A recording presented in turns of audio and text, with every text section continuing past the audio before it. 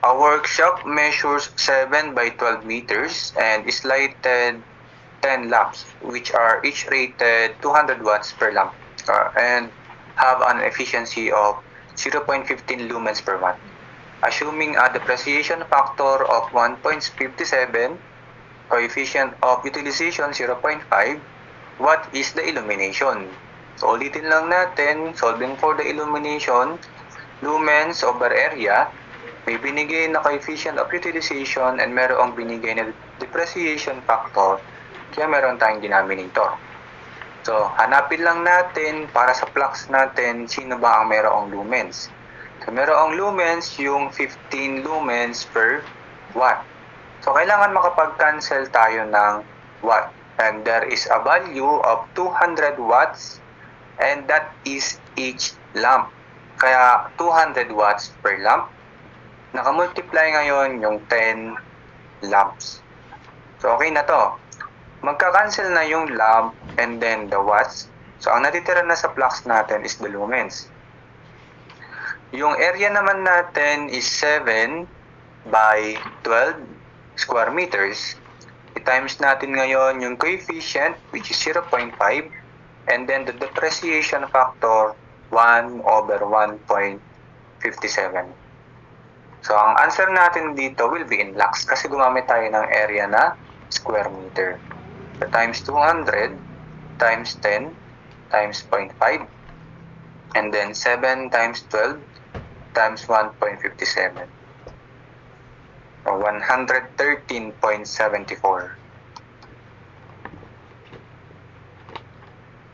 The answer is letter D.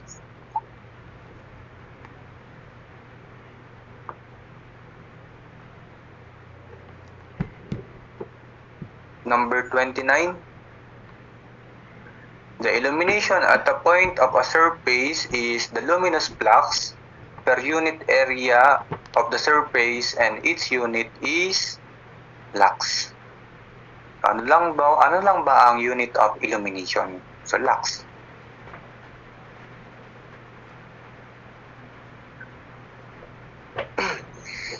Next, number 30.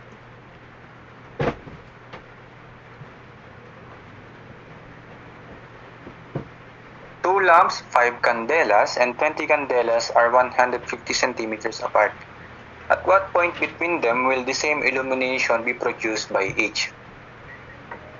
So, ito yung lamp natin. This is the 5 candela lamp. Ito naman yung 20 candela lamp. So, these two lamps, 150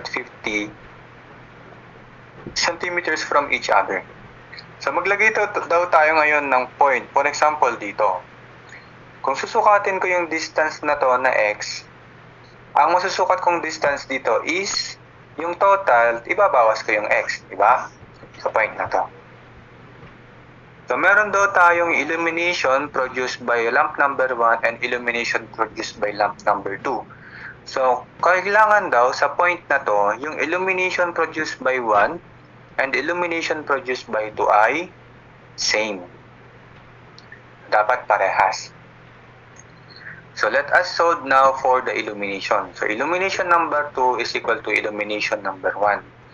So, that is I over D square, di ba? Yung illumination number 2 natin, yung I niya is 20 and ang distance niya sa point is 150 minus x raised to 2. Next, yung illumination number 1 naman, which is the lamp number 1, so I over D square.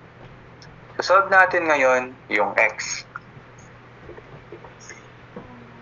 So, 20 over 150 minus x raised to 2, that is equal to 5 over x square. So, shift solve, 50. So, kung ang x natin ay 50, take note na kay nino ba yung x? Yung x natin na 50 ay from the 5 candela lamp. Therefore, yung isa naman is 150 minus x and that is 100 centimeters from the 20 candela lamp. So, ang answer natin kung sino yung kamukha, di ba? That is either 100 or 50. Pero dapat tama din kung kaninong lamp manggagaling.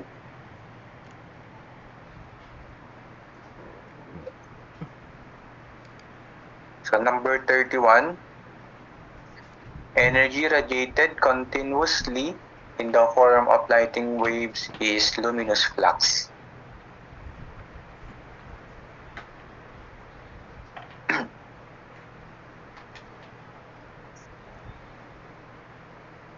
Number 32,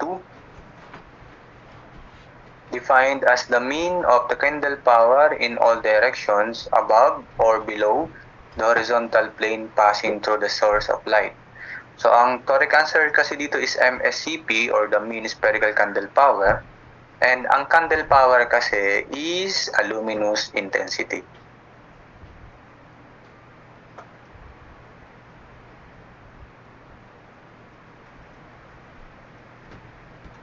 Next, number 33.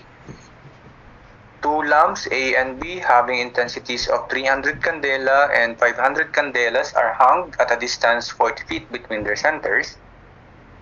And then lamp A is 10 feet while lamp B is 12 feet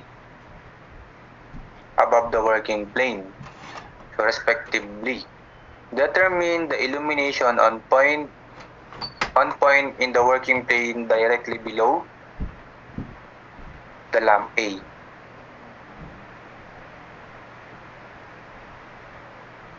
So, ang gawin natin dito, this is our lamp A, which is 10 feet.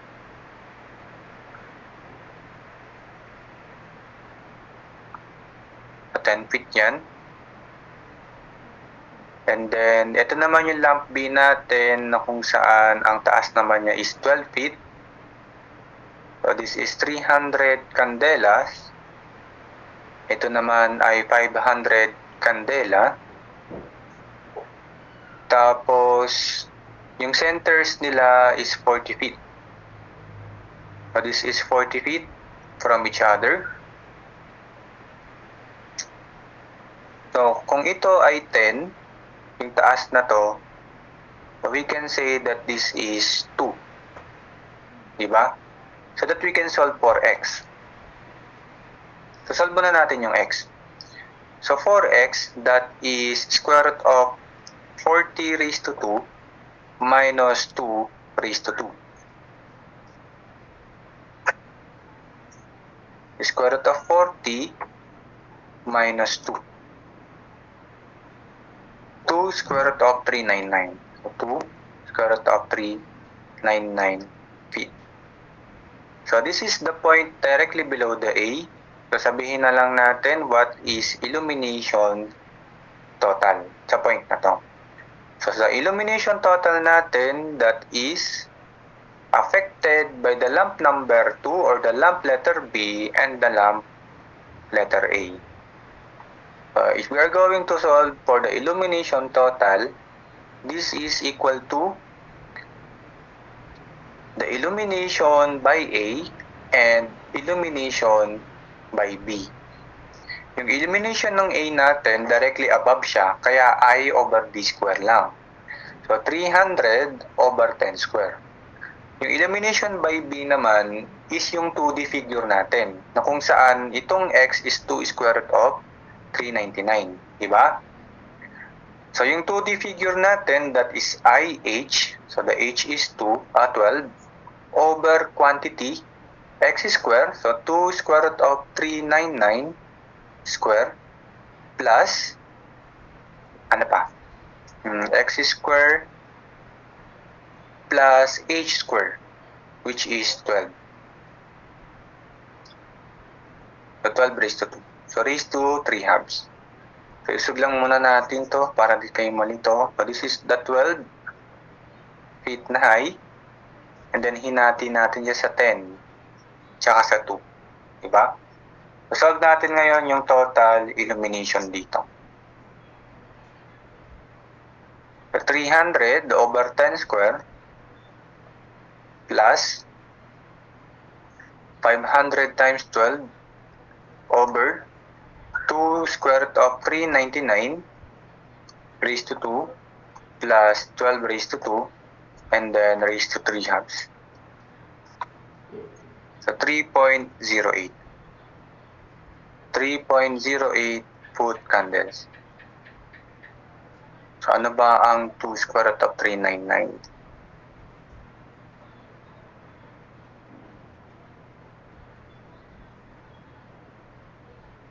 So, ganun pa din. Medyo malapit pa din. So, sagot na natin sila, Tarsi.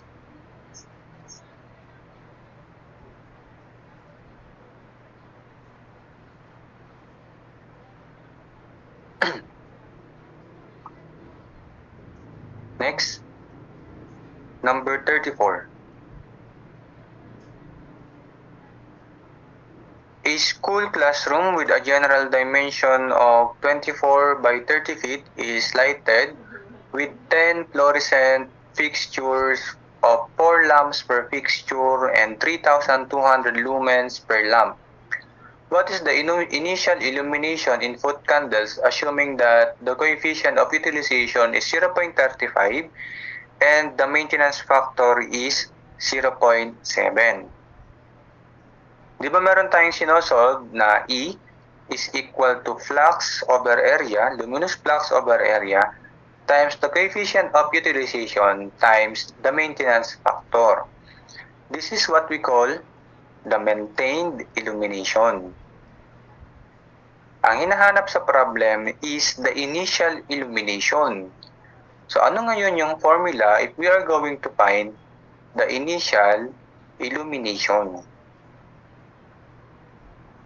So solving for the initial illumination, that is simply luminous flux over area multiplied to the coefficient of utilization. So tatanggalin natin yung maintenance factor.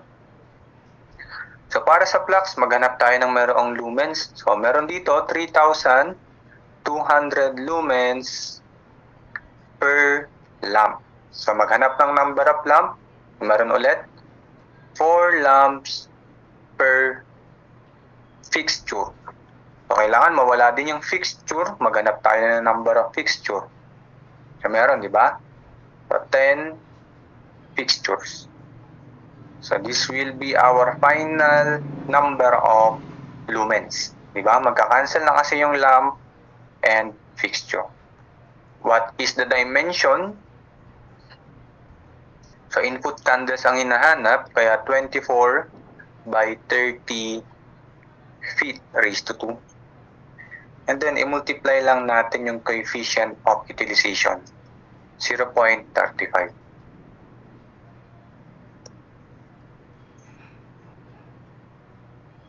$3,200 times 4 times 10 times 0.35 over 24 by 30. 62.22. So, kailangan yung answer ninyo ito. Malapit sa 62 para sa foot candle.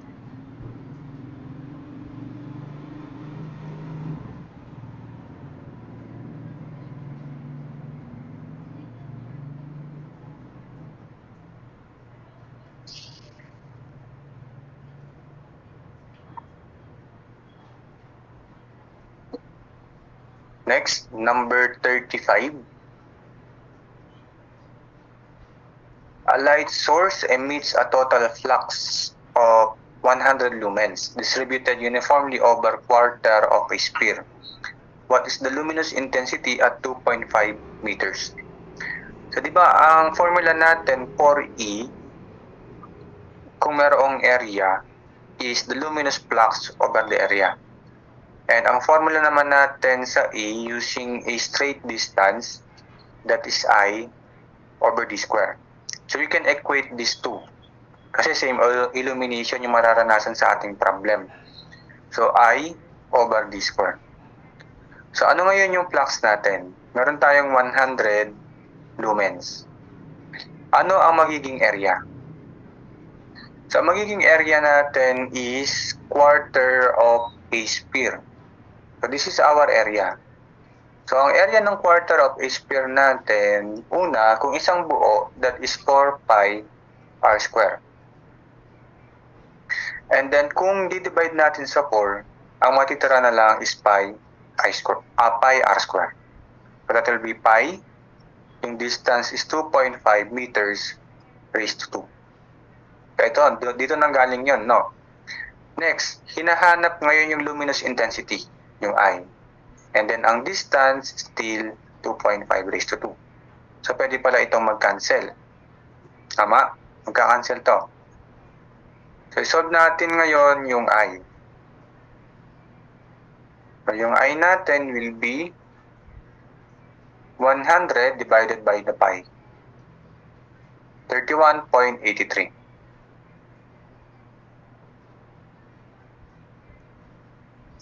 So, sinong pipiliin natin dito? Pipiliin natin si letter B. Troubleshoot.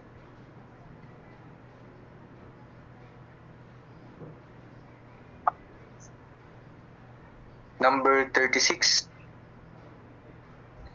The minimum illumination recommendation for reading is, so kung ganito yung problem, if we are going to find the minimum illumination, based on the choices, isa lang dyan yung merong unit of illumination, which is the lux. Diba? So, siya yung i-answer natin.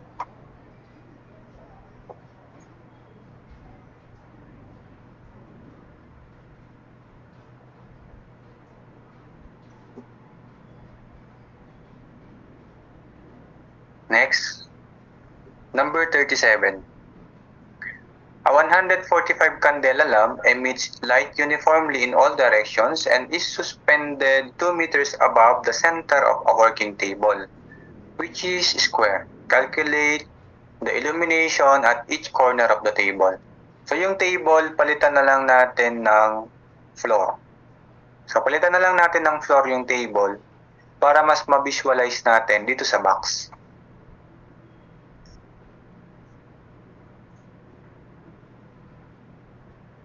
So, ito ngayon yung box natin. Sa center niya, nandito ang ating ilaw. The height is 2 meters. So, ito yon. So, this is the center. And then, 2 meters ang height. And then, kailangan natin ngayon ng distance niya dito. Diba? Kasi dito tayo naghahanap ng total illumination. So, ano yung kailangan nating magawa? Kapag ganyan, di ba makikreate natin dito ngayon yung 2D na triangle.